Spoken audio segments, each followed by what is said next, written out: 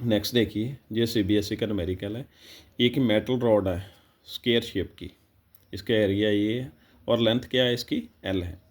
Current I flow कर रहा है, इसमें वोल्टेज V अप्लाई किया हुआ है इसे।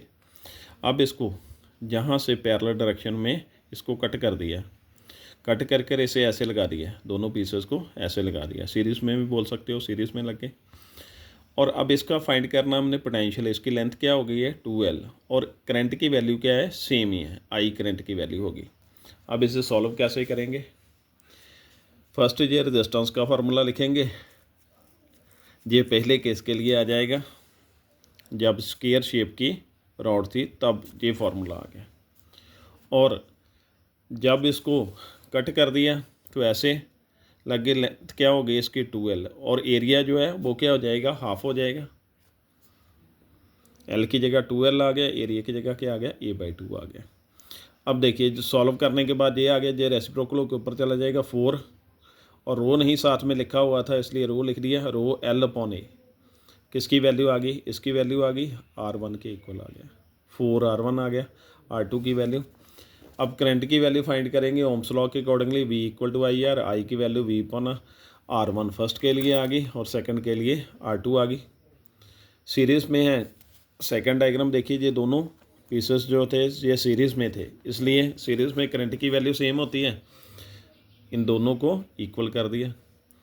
इक्वल करने के बाद R2 की वैल्यू निकाली हुई है 4R1, वो डाल देंगे और R1 के साथ R1 कैंसिल हो गया, V की वैल्यू क्या आ गई V2/4 और V2 की वैल्यू निकालनी थी, क्रॉस मल्टीप्लाई कर दिया, V2 की वैल्यू क्या आ गई 4V आ गई। अब देखिए नेक्स्ट न्यूमेरिकल जो है, ये भी CBSE का न्यूमेरिकल है।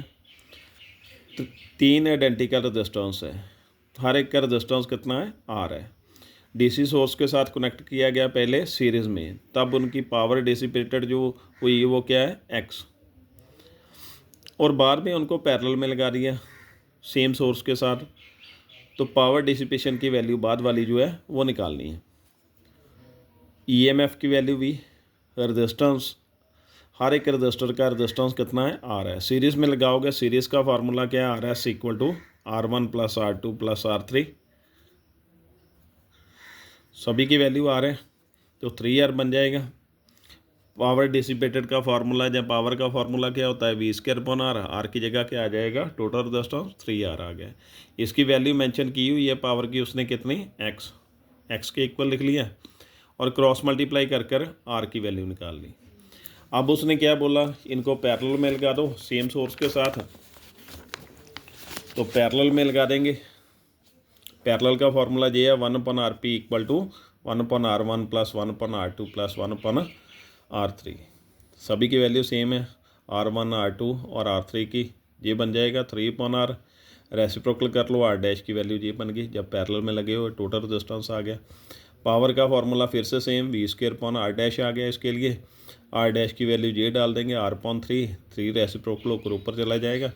अब इस R की वैल्यू जब सीरीज़ में लगे थे, इस R की वैल्यू पहले फाइंड की हुई है, वही इसमें पुट कर दी जाएगी, ये वाली वैल्यू उसमें पुट कर देंगे, तो X की फॉर्म में पावर का जो है वो आंसर आ जाएगा।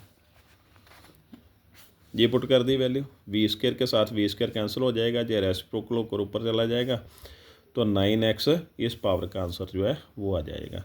ये थे आज का न्यूमेरिकल। Thank you.